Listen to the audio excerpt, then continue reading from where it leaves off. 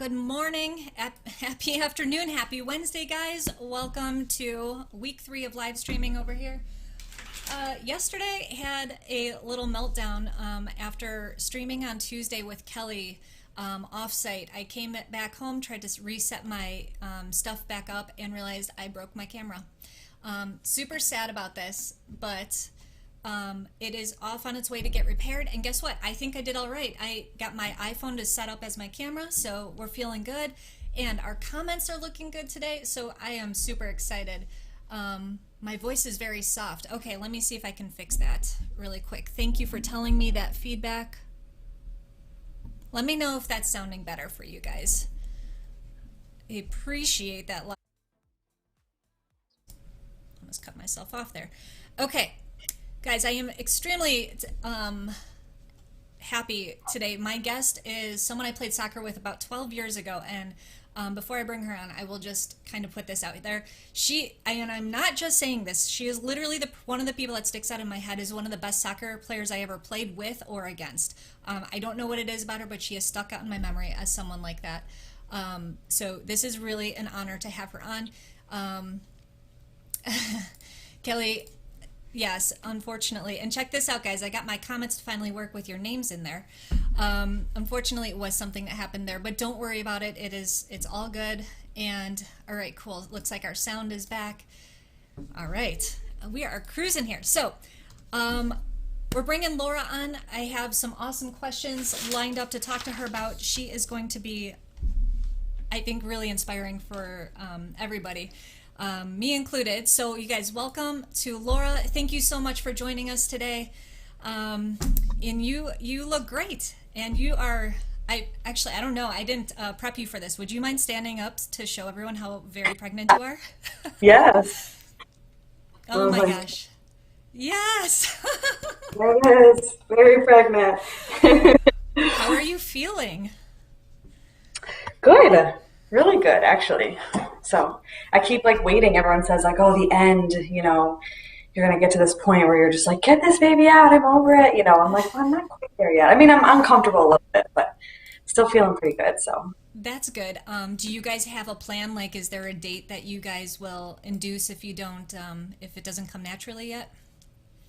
I'm hoping to not be induced. But the doctors and hospital that I'm going to be at Prentice Northwestern, and I think they'll go till 41 weeks. So like in my 40th week, if I haven't naturally started, then they'll like Gotcha. require an infection. So Got it. Got it. Okay. And this is something I'm curious about, and I know I didn't prep you for this in our previous questions, but now I'm just kind of rolling with it a little bit. What do you have, a midwife or a doula? I do not. Okay. I have my wife. You've got your actual wife, yes. That's She's awesome. reading books and preparing too. So Amazing. So let's kind of start. I think the big curiosity here is you guys are a lesbian couple, so obviously you need a little help getting pregnant. Let's back up. How did that conversation originally, start? When did you guys have that conversation about, yeah, we want to be parents, and how'd you decide who was going to do it? How'd that go? so the initial conversation around kids happened very early on because it is something that I have known that I've always wanted, and especially being pregnant, I've always wanted to be pregnant. So I mean, my mom will joke about it from when I was like way too young to even say something like that. And so that conversation happened really early on because for me it was a kind of a deal breaker. So we made sure we got that conversation handled. But then I guess the part on who would carry was pretty natural for us. My wife is someone who is like the exact opposite of me, like could not imagine doing it, does not have any desire to do it, is like very just not into it. And I'm the opposite. She's been joking that she's going to have to call the fertility clinic to say, like, make sure you have my permission if she tries to get pregnant again, because I've just been loving it and I've had a really great experience. So, so that was an easy decision as well. Yeah. And then it was like how we're going to make it happen. We Yeah. did do some research on adoption. Okay. I think that that's still probably something we might look into in the future. But again, like I was really adamant about wanting to be pregnant, and and not even have like my own like biological. I'm very open. Like our next one might be her biological child, which we can talk about too. But so it wasn't even that piece. It's really just the being pregnant piece that I was really wanting to experience. And I think the hardest part with that was the sperm donor, and just going through that whole process. Yeah, so what was that like? How did you first go to a fertility clinic and they helped guide you through that, or how did you guys get started in that? Did you have friends or other resources to help you? Yeah, we've had some friends that have other lesbian couples that have had kids, so they kind of gave us like who they had used, and then we used a fertility clinic through Northwestern that two of those couple friends both went to as well, and had really good experiences with. And so that was kind of the first step, is like going there and having that like initial appointment. And then the actually choosing the donor was like fairly later on, because you don't really need it until you're like about to try, like, I mean, there's a time frame, but it's like, so most of it was like all the testing and all the stuff like leading up to that. Yeah. We had to do like some genetic testing to make sure that then like we could compare to the donor's genetics and make sure that there are no like cross carriers and stuff. We did the same thing too, yeah. Yeah, so we had to like go through all of that, and and then we just did our research on like different sperm banks. That was like the first step, was like choosing who we were going to go with. Okay. And then was the donor. And go ahead. Yeah. How did you choose the sperm bank, and why are there differences? There's some differences around like how many pregnancies they like allow per donor. There's some places have restrictions on that, some don't. There are, honestly, some of it is just like the site and like what you can get from the site, like what kind of information you can get. Varies from site to site. And then we looked at the size of it. So like for an example, like I think it's California Cryobank is like a huge cryobank, and so in our minds that meant that a lot of people would go to it.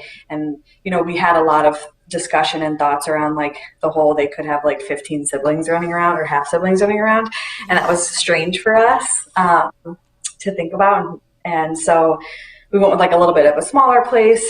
And they also have like per the donor, like how many pregnancies have been reported from that donor, so then you kind of know a little bit more of that. So it's kind of like successful, but also if you don't want them having 15, siblings running around. Yeah. So, exactly. It was well, I don't really want one that has none, but do I? Like, yeah, so that part was kind of hard. And I will say that going that route was, is just weird and awkward. And like it's like you're online dating, but for like sperm, and then you're only looking at baby photos, so it makes it even weirder, because you're like, I'm choosing this based off of this like baby photo, but I'm thinking about your sperm. And so it was a very weird process. It took us some time to like get comfortable with it. I think especially my wife, she had a little bit harder time with it. I was kind of like, well, this is our options, what we got to do. So did you guys we ever contemplated consider doing getting a donor that you knew? Yeah, I was just gonna say that. So we did, and we've had like some friends that have said, had mentioned it. And I think at the end of the day, we just wanted, I don't know, kind of that the boundaries and the lines, and just wanted that kind of separation. Yeah, it just, something about it, yeah, just kind of felt like, and to be completely honest, it's a lot more work in terms of like getting getting a lawyer and getting the like legality things all figured out, and like all of that. It's like a lot more work to have someone, where like when you go through a sperm bank, it's like you pick, they send it to your doctor's office, it's there, they thaw it out, you know what I mean? It's just like much more. So I think with the whole process being a lot, it was like, let's go with something that's a little smoother. Yeah. They like that comment that you had online dating for sperm. That's what it was. so strange. You just like look through profile, you like swipe in, I think. We met before online or before like apps were a thing, but like dating apps. But we joked about that. Like, I feel like this is what it's like for like single people right now. Like, you're just like swipe in, like no, no. Yeah. So it was weird, but What kind of information do they have included with the donor? Like, like this is an interesting question. Like genealogy in the future, and what that'll look like. Yeah. I mean, they had like the basics that you would think, like in terms of what they look like. And I think what sold, so then as far as Jeanette, like they gave a family background, like an immediate family background. And then like the one that we chose had some information around extended family as well. It had the genetics, like if they were carriers for things or what, like there would be some that you would read and then it'd be like, well, my mom died of breast cancer or my, aunt suffered from this or, stuff like that. And so they do give you that information. So you kind of know what runs in the family, I guess. Sure, yeah. And one thing that, so yeah, I guess in terms of genealogy, like I don't know if there would be any way to really track that at all because we don't get a name. You don't even get an adult photo. We got a celebrity lookalike, like who they say that their adult self looks like, Interesting. which was funny. Yeah. But you only get a kid, like a real photo that's done as a kid. So I think it'd be hard to like really track that, but there was, you still get a little bit of that background so that what you're getting into, I guess, for lack of better. Do you remember who your donor said that they looked like their celebrity lookalike is? Oh gosh, it was like Nacho VA. I don't know. I can never remember his name, and I don't know who it is. I'm pretty sure his first name is like Nacho or I don't know. I'll have to look it up, but I'll send it to you or post it. But he was handsome, so Do they yeah, give they you had eye color, hair yeah, color, so they that kind had of stuff? yep, eye color, hair color, skin tone, build. Like we wanted someone that was taller. You probably can't tell, but I'm like 5'3", so want someone a little taller, and they have like wavy, like brown hair. I'm like really hoping this baby has curly hair. And then like their interest, which for us, that's really what sold, like kind of got us was what they're interested in, and what they were studying in school or what their profession was. And then they had like some short answers that the donor would respond to. And then they had an audio recording. And so you could hear the adult's voice, which is like so strange, but it was really awesome because I'm not going to lie, like you started listening to them and you're like, no, which is maybe horrible, but you would kind of hear it and be like, not really into that. And our donor, like we just like fell in love with, and he told us the prompt was like the funniest moment in childhood or like a funny story that happened in your childhood. And I mean, we were both like laughing and crying, and it was just a really good, like the way he said it and or told the story and stuff. So that was like a part that kind of won us over too, for sure. I can kind of imagine, like, okay, this feels right for the baby. And yeah, that's awesome, that positivity. Yeah. So it sounds like we're just talking about one donor. Does that mean it worked for you on the first try? It did actually, yes, but that's not necessarily what that means, which we can talk about in a second. But I'm very lucky because like we bought like X amount of vials from the same donor. So just because it might take someone more times, usually and I shouldn't speak for everyone, but most of the time that couple will use the same donor every try, if that makes sense. That totally makes sense, and I guess, unless like you tried lunch and then maybe you were like, I'm going to try a different one to see if there's like more compatibility, but yes, it worked the first time, which was, I mean, it's amazing. It's such a intense process, and I had lots of not guilt around it, but I had a lot of friends that were going through it at the same time and that were taking like a long time, and then had to go to IVF and like all this stuff, and so we did IUI, and it worked on the first time, and I just feel really lucky. We were shocked. We just kind of, they tell you, I think there's like something crazy, like a 15% chance that it happens on the first time. It's like pretty low. Um, and so we just were kind of like, didn't have our hopes up, we're like just thinking like, well, it's probably not going to work until 2, 3, 4, something like that.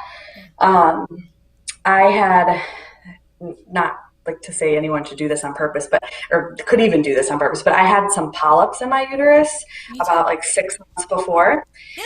And so I think that part of that like clean out that they do to get the polyps out, it like really preps your uterus, like it's ready to go. And then genetics, like my mom is really fertile and she jokes like, she has 3 kids and she had sex 3 times. I mean, I hope it was maybe one of them.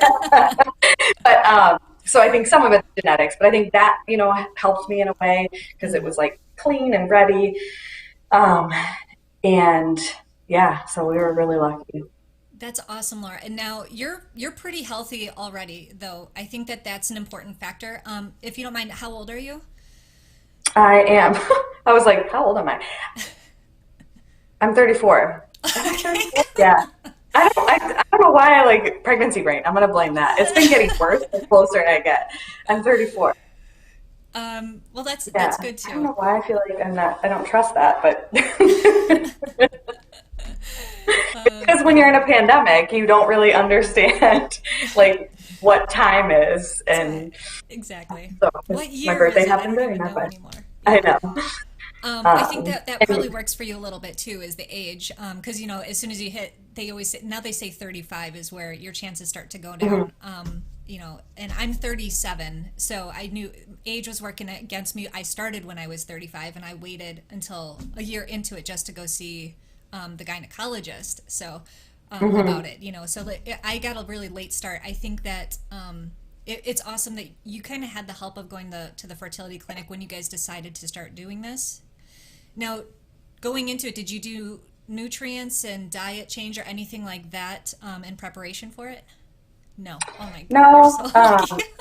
but I mean, I will say that, we were supposed to try actually, our first try was scheduled for, I want to say it was like March 18th or something. So it was right when the pandemic started. And they postponed it and like canceled it and all that stuff because everything shut down. So I always think that there's like, this baby's like extra special because it might not have worked in March and April and May. You know what I mean? In Yeah. those months. So you don't know, but I think that I just already live like a really healthy life Yeah. style, both in the way I move. I'm pretty low stress just in general. Like That's I huge. don't have a lot of stress in my life, and I also like I think um, handle it well, I guess, or just I don't know. I'm a pretty easygoing person. And so I didn't feel like I needed it. And I eat really well too. So Yeah. I didn't feel like there was a lot that I needed to To change, change. Yeah. Hmm. to be like everything. And I read about it. They're like, make sure you're eating this, this, and this, or drink a lot of water. And I'm like, well, I'm doing all those things. So it Yeah. wasn't like a lot that I felt like, I'm trying to think, but there wasn't a lot that I felt like I needed to adjust. What about like So drinking alcohol or caffeine? Was that anything you had to change? I didn't know. I mean, I don't. Well, I will say that because we were remote learning, I'm a teacher. I don't know if that was said or not, but um, I don't think I yeah, mentioned it yet. Well, yeah, I was no, gonna say no, wait that's till the okay. end, but yep. Yeah. So if I had been in school, I probably would have had to consciously cut back on caffeine just because I drank a cup like in the middle of the day usually to keep me energized for the rest of the day. So I think being at home, it was easier for me just to kind of drink um, like an okay amount of caffeine. Yeah. And I don't drink a ton. I think in what people would consider a ton, but wine on Friday and Saturday nights, 2 glasses maybe. I think during the beginning of the pandemic, especially when like we found out that we had to stop, that might have increased a little bit. But and then as it got a little closer to us trying, I might have been a little bit more conscious of like let's like maybe just 2 small glasses and like only on Friday and Saturdays and Hmm. but I don't drink a lot to begin with, so it didn't feel like I was making this like huge change or sacrifice. Right, right. That's great, and I think that the health shifts for people is like the biggest from what I hear, it's the hardest thing for people to do. Especially if they're not active and already healthy eating and everything like that. In making that shift, that is stressful in itself. And then the stress, I think, is the biggest factor.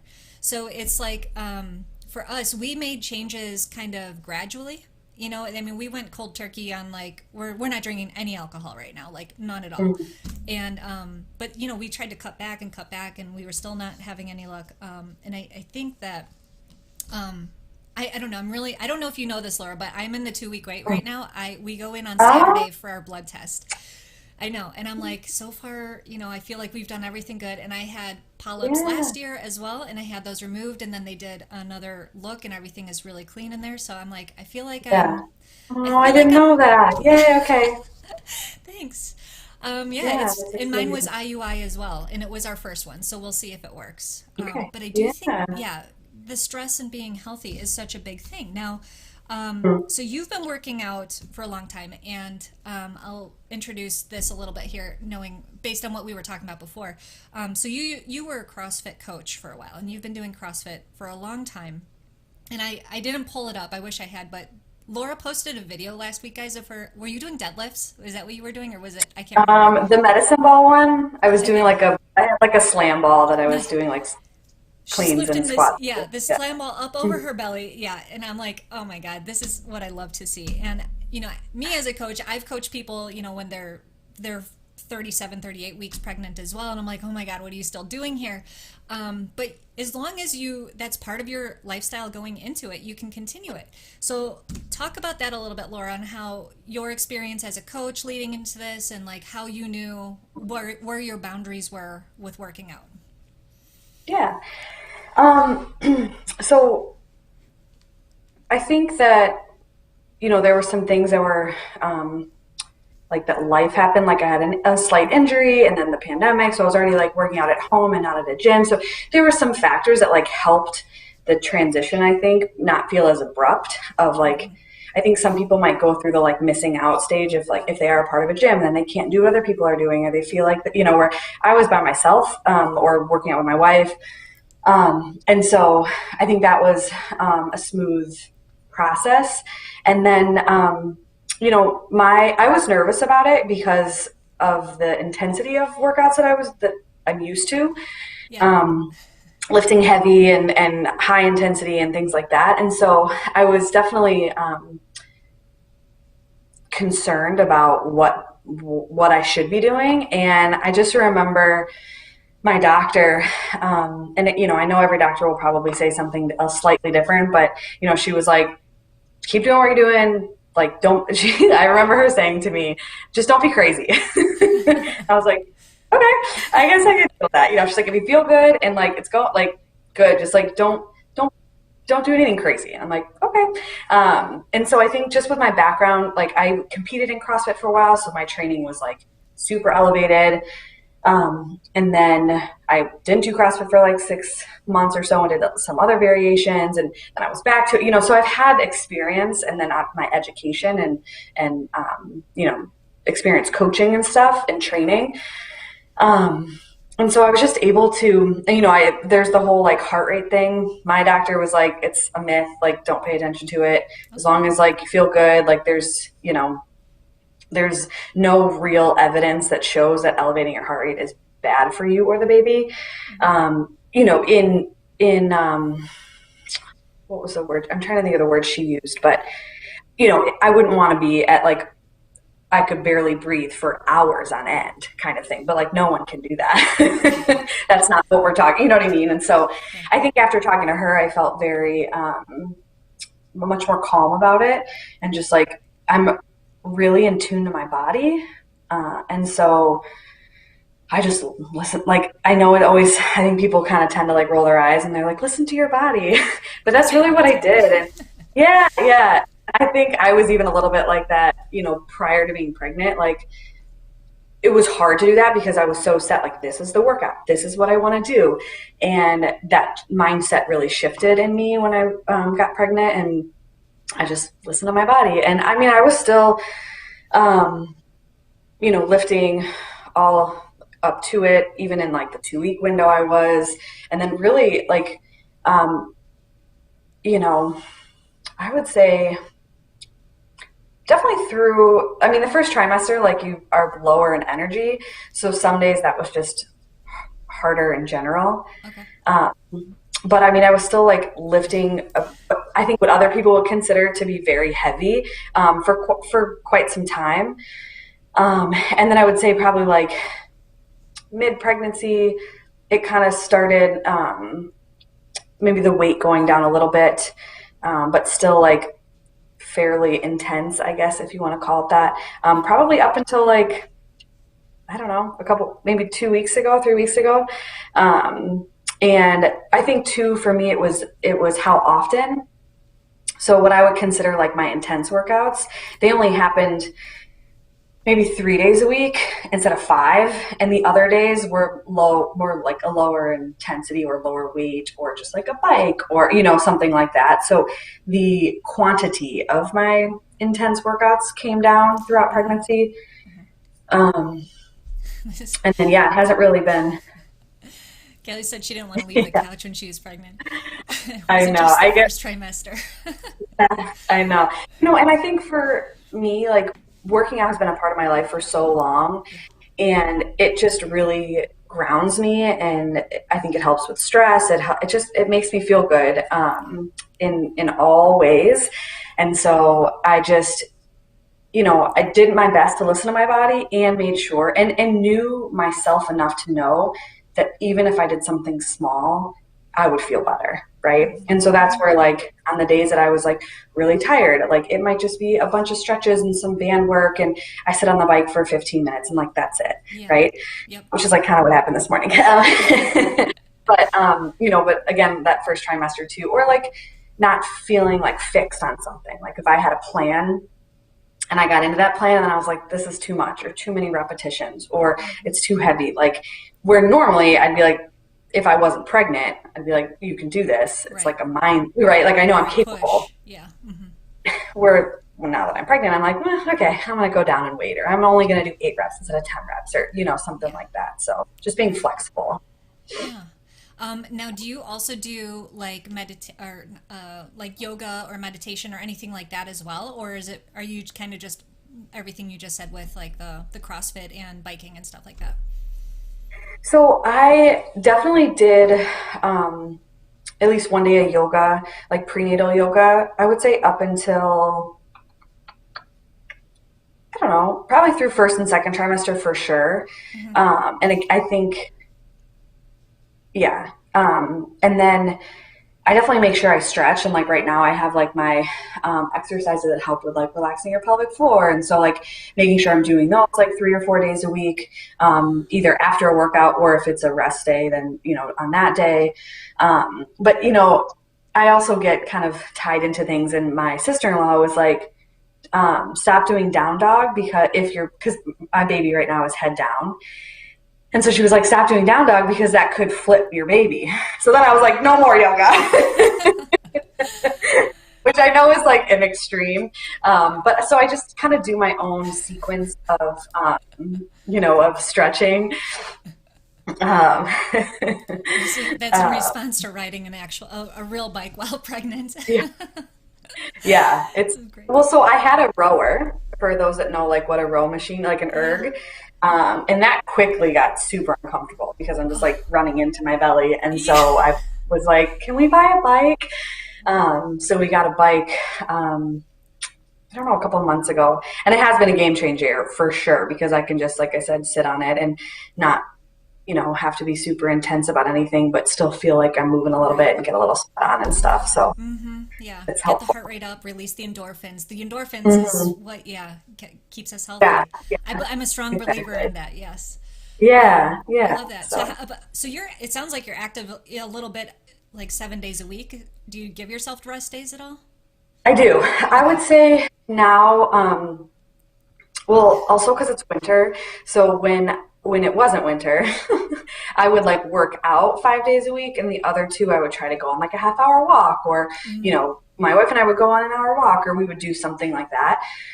And again, like they weren't 5 days of super high intensity by any means. Yeah. Now I would say I give myself like 2 full days of like nothing except for maybe just like some stretching and breathing stuff. Um, and yeah, like I would say, so I'm 38 and a half weeks. So I would say since like 36 weeks maybe is when I really started to just feel tired. Like again, kind of like you go back to like that first trimester feeling. And then really when I started feeling big. And so different movements just didn't feel as comfortable, Yeah. though I'm still doing almost everything. With some modifications. But yeah, I would say I give myself like 2 full rest days. We also just moved, which I know you know, but so my rest days are like active rest days of like unpacking boxes, like going up and downstairs and, laundry and like all of that. So I'm definitely not, I'm trying to be better about like relaxing and sitting, like, to Kelly, I think it was Kelly's comment about Yeah. sitting on the couch.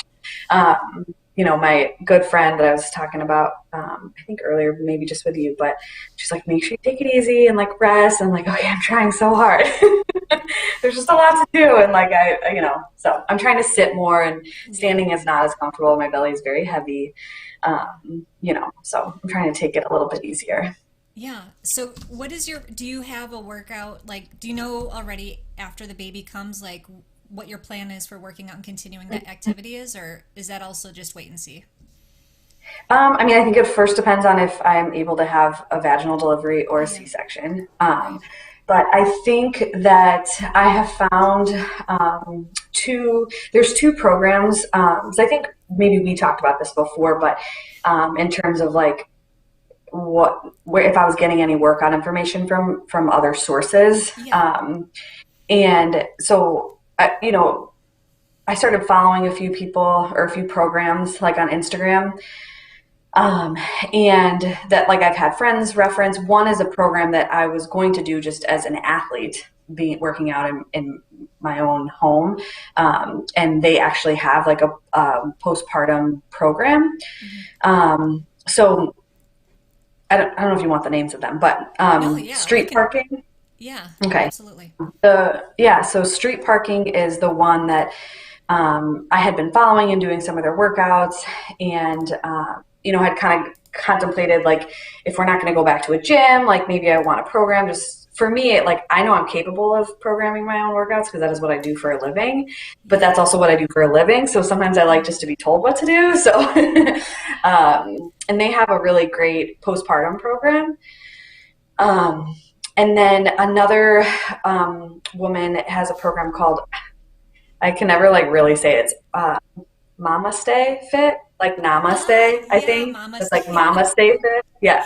Um, I love and it. she has a particular program around recovering from a C-section.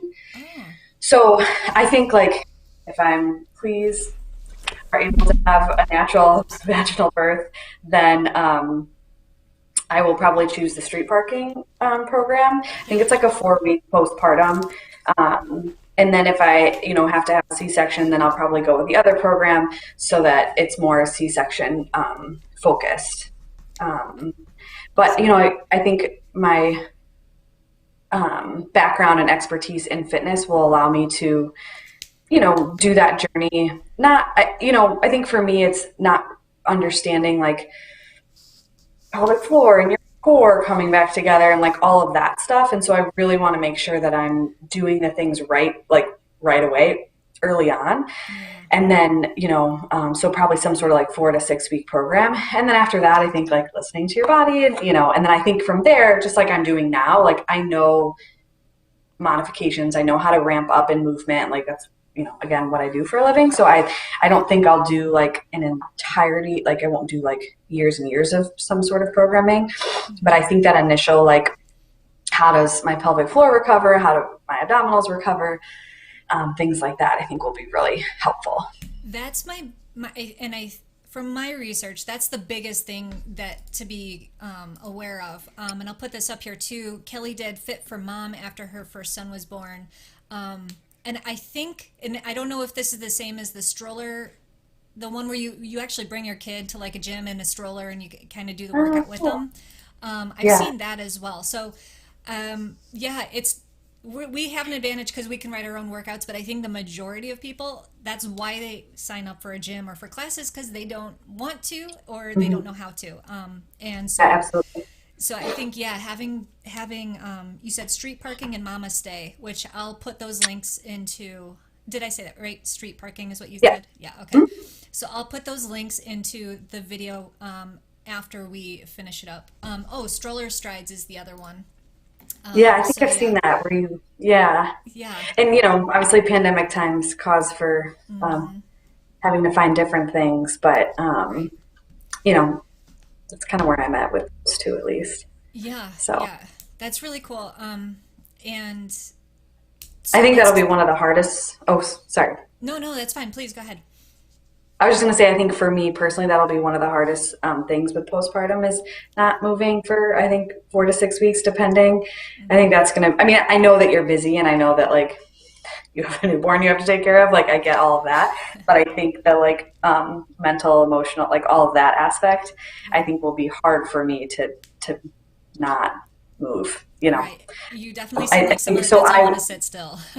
Yeah, so I think that like having a program that's like, okay, this is when I can start it. This is what I'm going to do each day. I think will be really helpful in the beginning for Yeah. me. That's great. So one of the things I'm very aware of is like the abdominal tearing that happens, and if you're not careful, those are things that you can do some serious damage to and possibly not recover from. I think, and that's different from the pelvic flooring, right? Or the Correct. pelvic floor. Can you talk a little bit more about the abdominal tearing? Because I think you might put it in a way that's better than how I could put it. Yeah. Sorry, my AirPod is. I know I mine don't keeps know. popping too. I know. I'm like, I don't know if it's because I'm getting hot.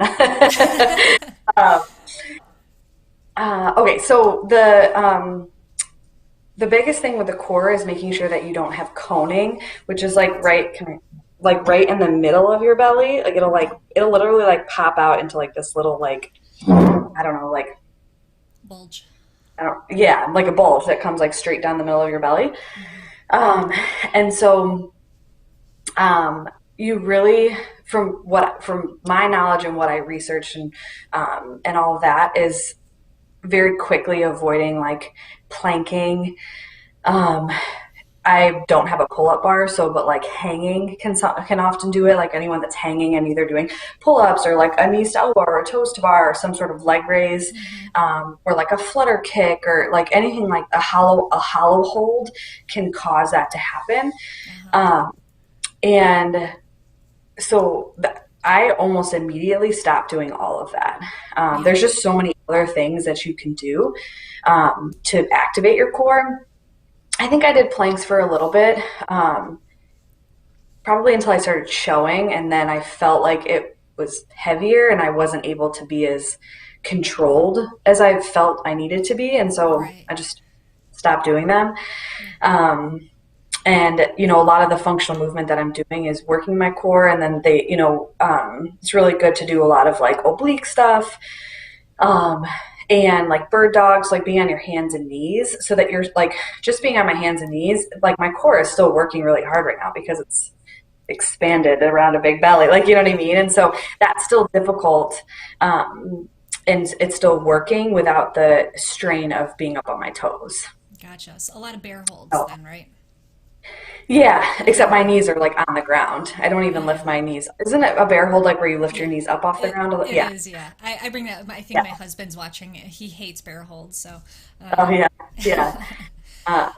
Yeah, so I just kind of stopped. That was definitely a big concern of mine, because I was doing, sit-ups and flutter kicks and planking and all of that kind of stuff. And so I was like, what should I be doing? Because I can't do that stuff. And but also knowing that by doing like a goblet squat or anything overhead, like my core is still working while I'm doing these things. And right, so getting out of that mindset that's like, I have to do these ab workouts. I right. think you have to like shift that mindset. Yeah, and we talked a little bit. Yeah, birds listening, boots while the bears. Um, And we talked, I'm a kettlebell coach, and I remember that still continuing to do kettlebell swings, which really engages the entire body, was still something that was allowed during pregnancy. Do you do kettlebell swings still, or did you through Yeah, pregnancy? I did. I have not in the last couple of weeks, which is partially because when we moved into our new house, our the workout stuff is in our basement, and my wife is kind of is injured right now, and so she's using the kettlebell as like a myofascial release. And like, so it's upstairs. Like, so she's like laying on it and like using it for that. And so I just don't want to carry it up and down the stairs. So I'm like, eh.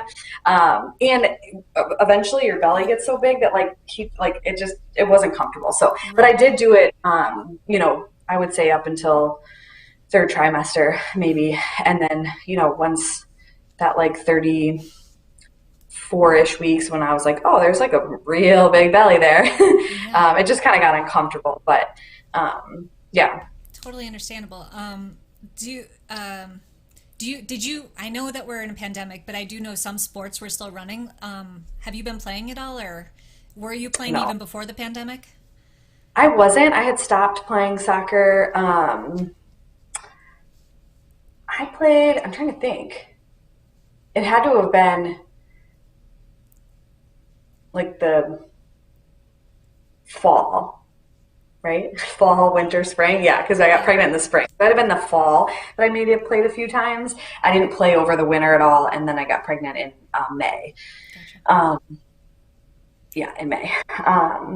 And that is definitely something from what I've been told and read is like you should probably immediately stop playing any type of sport that you could fall, that you could get hit, that you could have any sort of trauma towards the belly. Yeah. So, once I knew that I was pregnant and or trying to get pregnant, like it just was like not even a thought. And to be honest, I don't know if I'll start playing again. I mean, maybe I will one day, but it might be might be in my past. We'll see. Although I I was love gonna it so much. So That was going to be like question 11. Can we make a team now that we yeah, live so close together? Yeah, Laura moved into my yeah, neighborhood recently, so I don't know exactly where you are, though. yeah, We can talk offline, but yeah, I'm like, oh, we can make a little Portage Park team. yeah, yeah, Mom's league only, hopefully. yeah, right. Yeah. Um, Something else I wanted to talk about, which is really cool, is you're a gym teacher, not physical education teacher. And you said that you focus on leadership with the students. Is that right? Our class title is Fitness and Leadership. I love that. So Talk a little bit yeah, about yeah, that. I want to hear more about this. yeah. So I am the high school that I work at is Noble Street, and we are part of the Noble Network. And one of the pillars of our mission is health and wellness, which I just am so grateful for. And I always wanted to be a high school teacher, but I didn't want to teach sports, which is kind of ironic because I'm a soccer player and played sports all growing up. But my passion very quickly became fitness after college. And so anyways, I used to coach at my old CrossFit gym, the fitness and athletics director of Noble. And then my like counterpart at my current school, I coached both of them. So they kind of like pulled me along in my fifth year there. And we teach like our PE program is health and wellness, so fitness. And we do like health content things as well, which is primarily what we're doing now in remote. But in person, we work out. So I teach them just how to use their bodies, how to, all about that like core engagement and like just being able to teach them those things. And we work out and I teach them functional movements and we have medicine balls and dumbbells and barbells and pull up spots and all the goods. And then we do a big push on leadership. So we have like student leaders in the classroom that help with like attendance and doing the warm up and demoing movements. And sometimes like in small groups, like they'll help lead a small group through like a movement review or something like that. So I try to develop them as leaders as well. I love that. Is that part of the sex ed program by any chance too? It is, yes. And I'm just curious, if the fertility journey or anything like that, like how much, what is it still like the sex ed that we used to have, like, 20 years ago, or is it, has it changed and evolved? Curious about I that. would like to, yeah, it's definitely changed and evolved. I mean, all my students know that I'm pregnant. They all know I'm married to a woman. I mean, they haven't like asked like specifics around like a sperm donor or like, they don't Yeah. know if they have that language or not. Um, they obviously know that I had to have some help in some way. Hmm. But yeah, I mean, we cover like the realm, and one of the things that I think is really great is, we talk a lot about like gender identity and sexual orientation, and like sex in all ways, shapes, and forms with all people and couples, and so it's not, to your point about Yes. like what we did 20 years ago. Right. The kids teach me things even as a part of the community. I'm like, what did you just say? I've never heard that before. So things are always changing, and it's been fun to like have them teach me things. I always joke that I'm like a really bad lesbian, and like don't know all the things I should know. But yeah, so we dive into all sorts of stuff. It's really great. That's awesome. It's nice to hear that too. Yeah, it's another, like, I want to have an entire show around that, and like what, um, I felt very unprepared going into this entire journey myself, like on where to start and everything. And I think a lot of that is because they didn't really prepare that for us in school. And when else are we really going to get that talk? So Hmm. we're kind of left to doing a lot of the research on our own. So it's Yeah. really Oh cool. yeah. I think they're very lucky to have you as, Thank you. as the person teaching them. And you're just glowing, Yeah. Laura. And this has been so wonderful. Thank Um, you. yeah, so Kelly has a vote here for an over 30 women's league is a great place to start, which I I'm definitely into that. qualify for that. Yeah. And I don't know if you know this. I'm part of the IWSL now. I'm one of the co-chairs, I guess, for running the league. Though my first year Yeah. doing it was pandemic, so we didn't get to do very much. And then I work Yeah. for Chicago Sport and Social Club too, running leagues and pickup games and Right. stuff like Yeah. that. So my passion has definitely stayed Yeah. with that. Though, because we're cut back now, this whole sharing the journey and diving into fertility and everything has become kind of my new thing. So um, Yeah. Yeah. it's exciting, and I hope, Laura, we stay in touch. And then, when you're feeling up to it after the baby comes, we'd love to hear if you're comfortable sharing your birth story and how that goes. Yeah.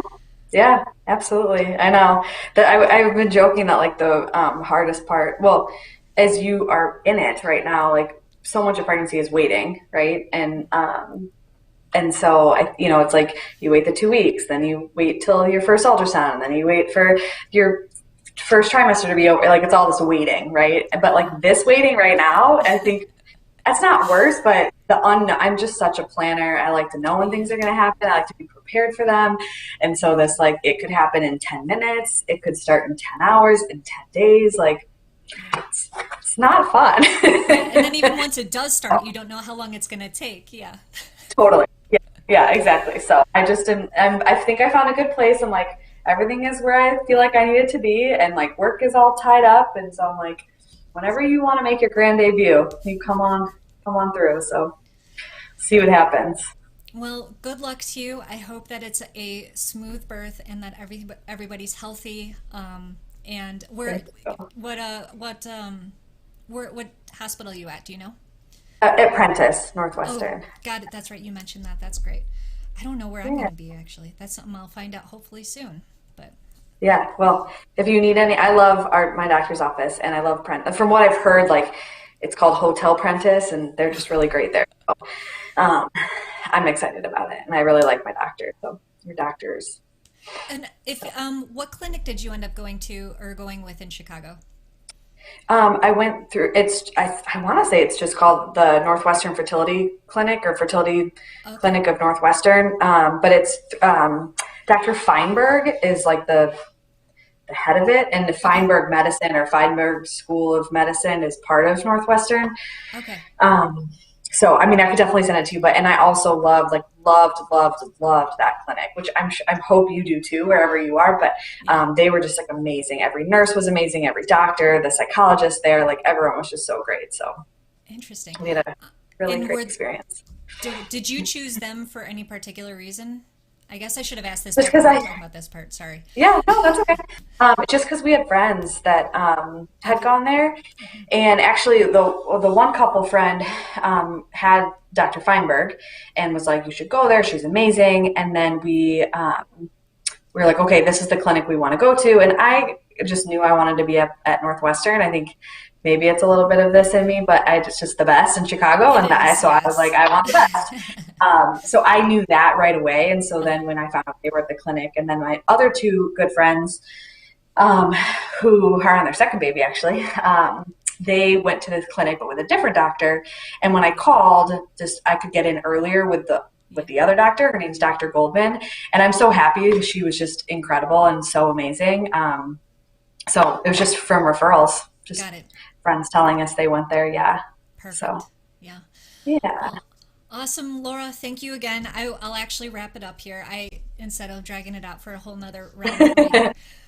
But thank you so much for joining us. And yeah, all right, guys, we're going to sign off here. Thank you yeah. for Thanks watching for to having all of me. our friends. Yeah, And if you are watching this after the live, please feel free to comment, like, and subscribe. And I don't know, Laura, do you want us to share any links or anything like that from your end, or social medias or anything like that? I mean, I'm gonna definitely like post it on Okay. my Instagram is Murph Gaddis. So I'm gonna post it on there and then Okay. on my Facebook as well. Sweet. So, but yeah, All right. Awesome. Okay. Thanks so much for joining, guys. We'll yeah. see you on Friday Thanks for for our having next me. live stream.